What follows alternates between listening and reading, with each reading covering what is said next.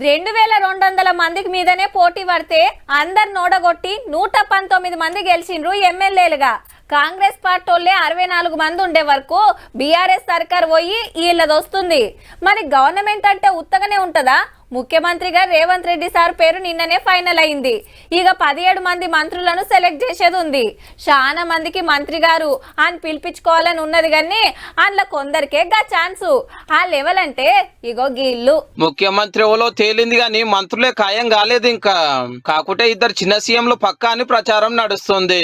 రెడ్డి సామాజిక వర్గానికి CM seat వచ్చింది కాబట్టి ఎస్సీ ఎస్టీలకు డిప్యూటీ సీఎంలు గ్యారంటీ. అవి బట్టి సార్కు సీతక్కకే రావచ్చని ఢిల్లీలో గుసగుసాలు. ఇక జిల్లాలు, కులాలు, సీనియర్లు, పాత మంత్రులు అనుభవం అంతా చూస్తే మంత్రులయ్యే లీడర్ అని కొందరు పేర్లు బగ్గాయిన పడుతున్నాయి. అప్పట్లో మంత్రులుగా పనిచేసిన శ్రీధర్ బాబు, ఉత్తమ్ కుమార్ రెడ్డి, కోమటిరెడ్డి వెంకటరెడ్డి, దామోదర రాజనరసింహ, సుదర్శన్ రెడ్డి, అట్లనే వివేక్ వెంకటస్వామి సార్లకు పదవులు పక్కనట. పొన్నం ప్రభాకరు, కొండా సురేఖ, పొంగులేటి శ్రీనివాస్ రెడ్డి, మల్రెడ్డి రంగారెడ్డి, జూపల్లి కృష్ణారావు, తుమ్మల నాగేశ్వరరావు, ప్రేమ్సాగర్ రావు సార్ల పేర్లు కూడా బయటకు వస్తున్నాయి. ఇక మైనార్టీ కోటాల షబ్బీర్ అలీ సార్ కు మంత్రి పదవి వచ్చేటట్టుంది. అంజన్ కుమార్ యాదవ్, బీల్రా ఐలయ్య కుర్మా, ఆది శ్రీనివాస్ మున్నూరు కాపు, వాకటి శ్రీహరి ముద్రాజ్ సార్లకు మంత్రులయ్యే భాగ్యం వస్తే రావచ్చునట.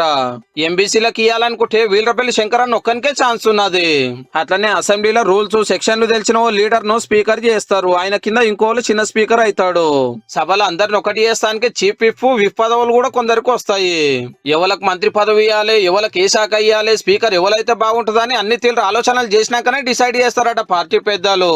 మరి ఇంట్లో మంత్రి గారు అని విలువ నంపుకునే భాగ్యం ఎవరికి వస్తుందో కొన్ని గంటలు అయితే తెలిసిపోతుంది.